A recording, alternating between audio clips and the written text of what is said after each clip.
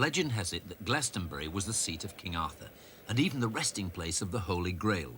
What's less well known is that until recently, it was also the centre of a healthy printing industry. Local authoress Frances Howard Gordon has just published a guide to local myths and legends and wants a properly printed press release. Normally, getting a manuscript set into type by a printer is expensive and time-consuming. But a new cottage industry based on the microcomputer has just sprung up in the area. The copy you've got here is clean enough for us to read on the reader. So, hang on a minute. OK, go. Watch. An optical character reader does away with the need for retyping. The typewritten page is scanned line by line, and the words are read directly into the microcomputer's memory.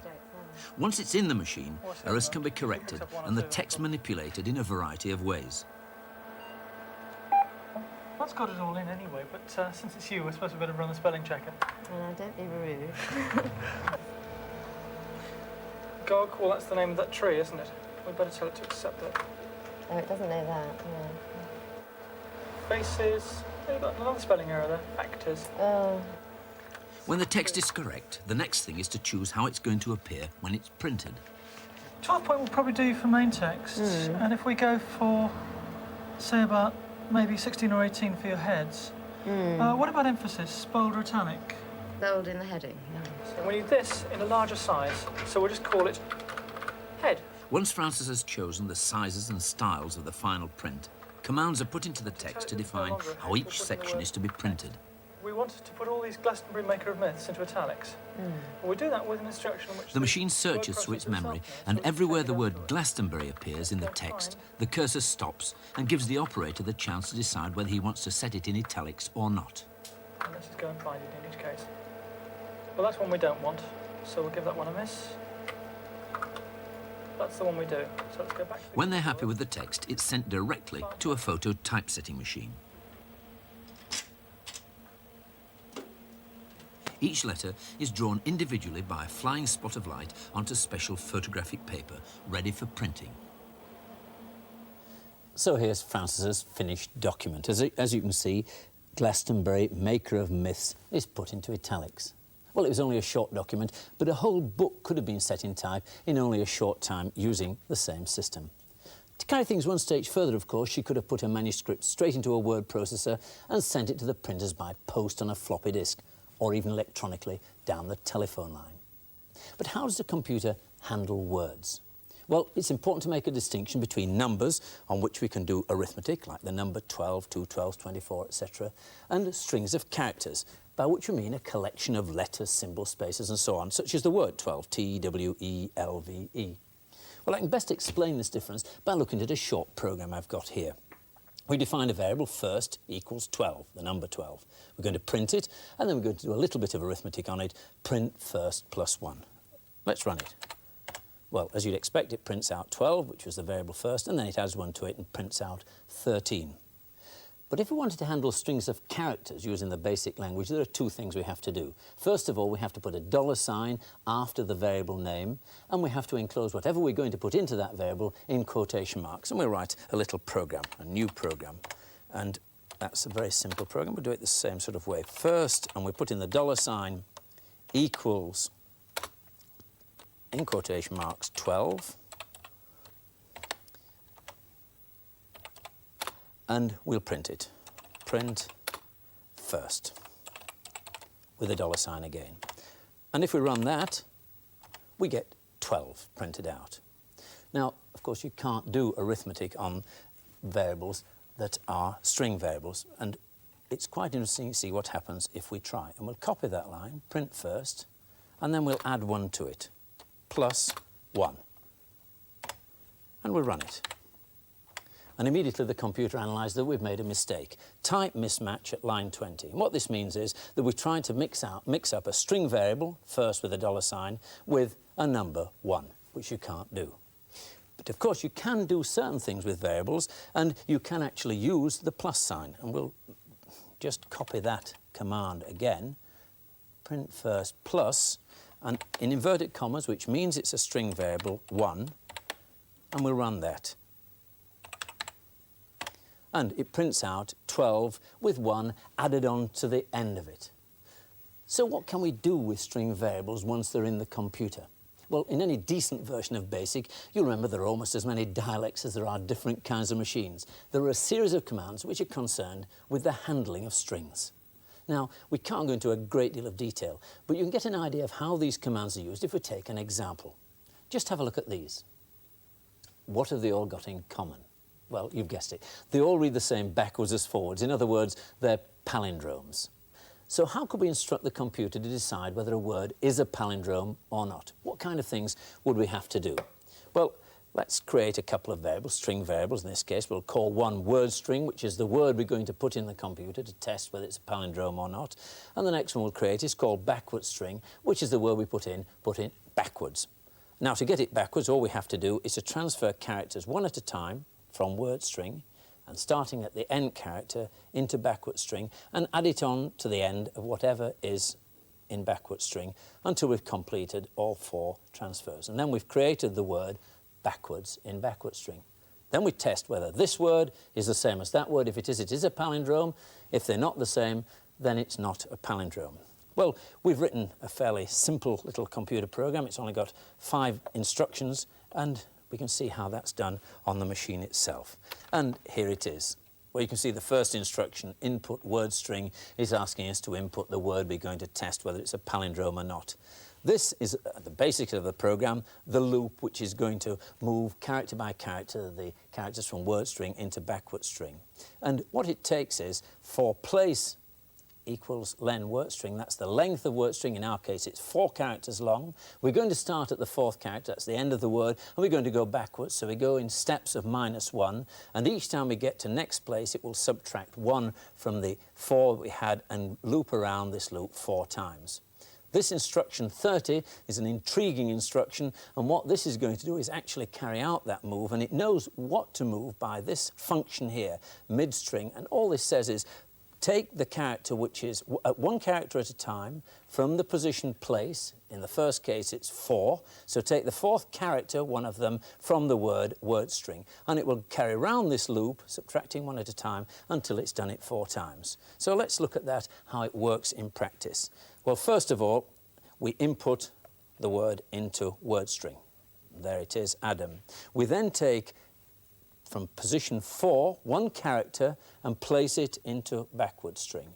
We then go round the loop again to next place, subtract 1, so place becomes 3, and we end up here on A. And we take the 3rd character, puts it again, adds it on to what's already in backward string. It will then subtract 1 again, take the 2nd character, add it on to what's already in backward string, and finally the last character, and add it on to what's already in backward string. So we've created the word in backward string, which is our original word backwards. Then all we have to do is to test whether that word is the same as that.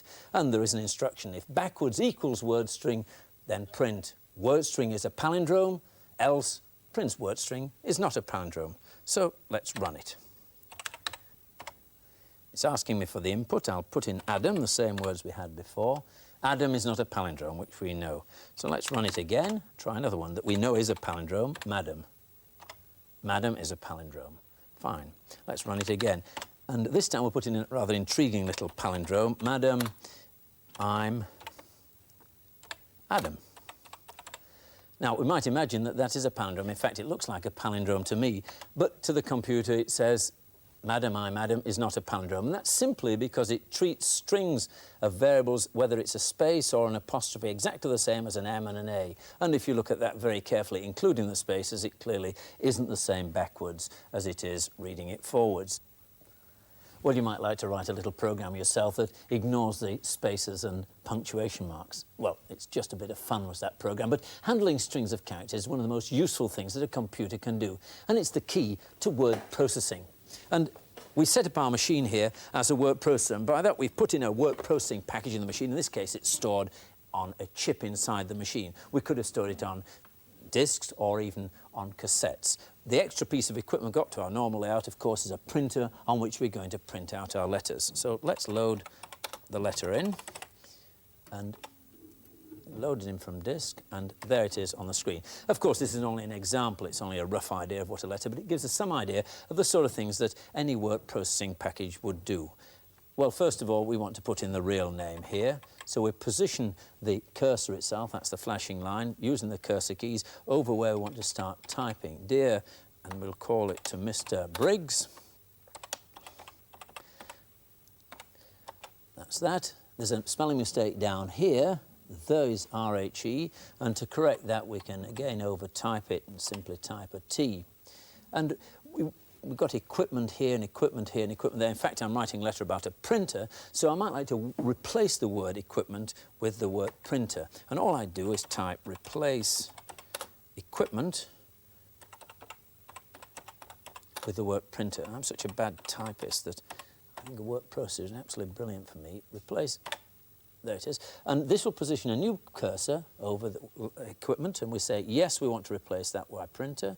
The second one, yes, we'll replace that. The third one, no. And the last one, yes, we'll replace it with printer. So what else do we want to do? Well, we're writing about a printer. We have a brochure, so perhaps we want to add something to that paragraph there. And we, again, can add something.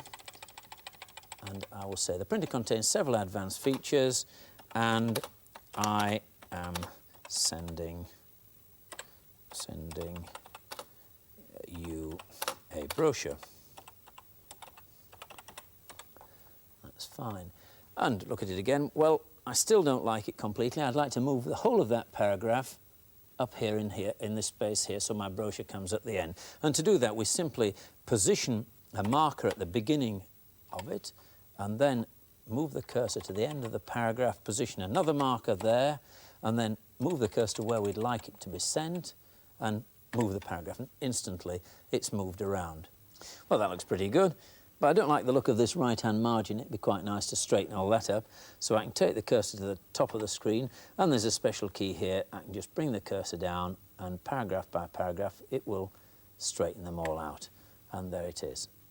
So what I want to do now is to save that, and I'll save it, I'll call it letter 2, and that will save it on disks. And then finally, to have a look at it and send it off, I'll print it out. Print letter 2. And there it goes. Well, this is the sort of quality printer you'd need for writing letters. But the other important use of a printer is when you're writing a program, and you can get away with something a bit less expensive. Well, this Sinclair machine has a small printer on it, and we've written a sort of version of our palindrome program, and we could print that out. And there it goes. Well, so far, we've only been looking at the principles of writing short programs.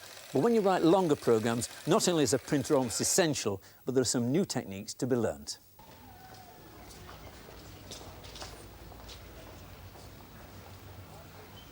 Going shopping in a familiar environment like a supermarket seems very easy, compared with writing a long, complex computer program.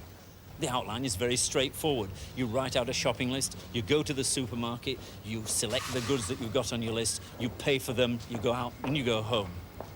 But imagine writing a program for a computer-controlled robot to do exactly the same thing. The actual actions that you go through within the store would have to be broken down into very, very carefully defined procedures, and the robot would have to know exactly what steps to do things that you, in your shopping trip, take for granted. But one of the procedures that we all use is what I call the best buy procedure. And you can use it for buying, for example, toothpaste. Some people buy toothpaste because they like the flavour, but I buy price per unit volume. So I simply take the toothpaste, look at the price, look at the volume, so many millilitres, divide the price by the volume, select the next one, divide the price by the volume. If that is cheaper than that, then I select this one. But that procedure isn't only useful for toothpaste. It can be used for almost anything that you buy by weight or by volume. But there are a couple of other procedures we take for granted. First of all, there's the counting one. I want to buy 3 avocados, so it's 4. Avocados 1 to 3.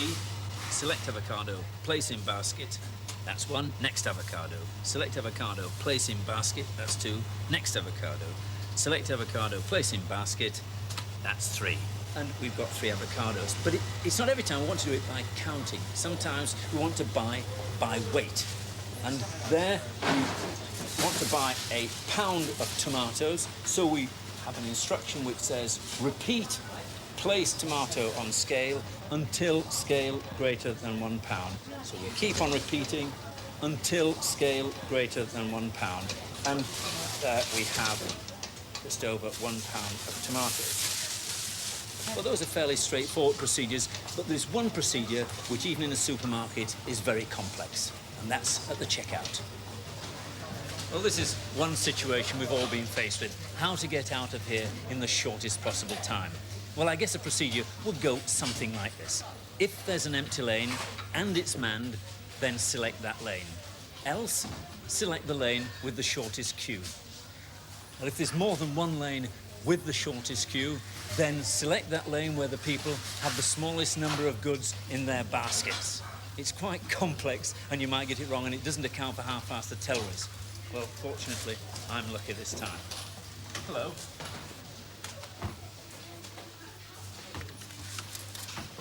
Well, that was pretty easy. And one thing's absolutely for certain: it'll be a long time before you see any damned robot able to do it.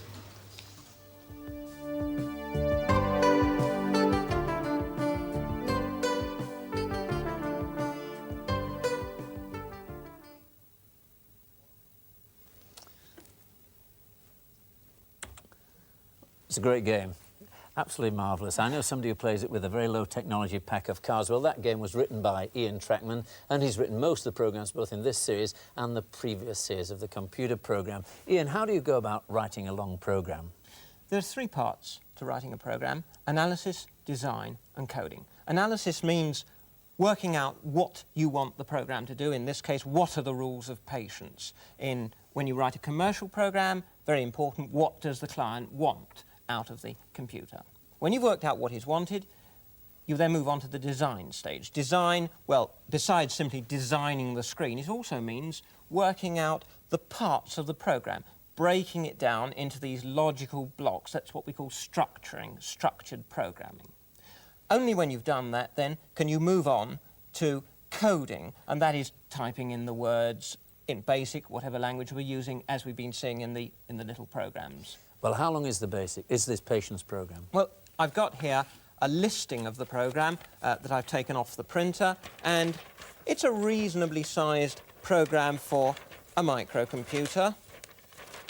There. And let's go back. The interesting part of it is actually the beginning here, because there's the main part of the programme, and I've marked with these red lines the procedures, the blocks, logical blocks that I've broken the programme down into, and there's about 20 or so of them.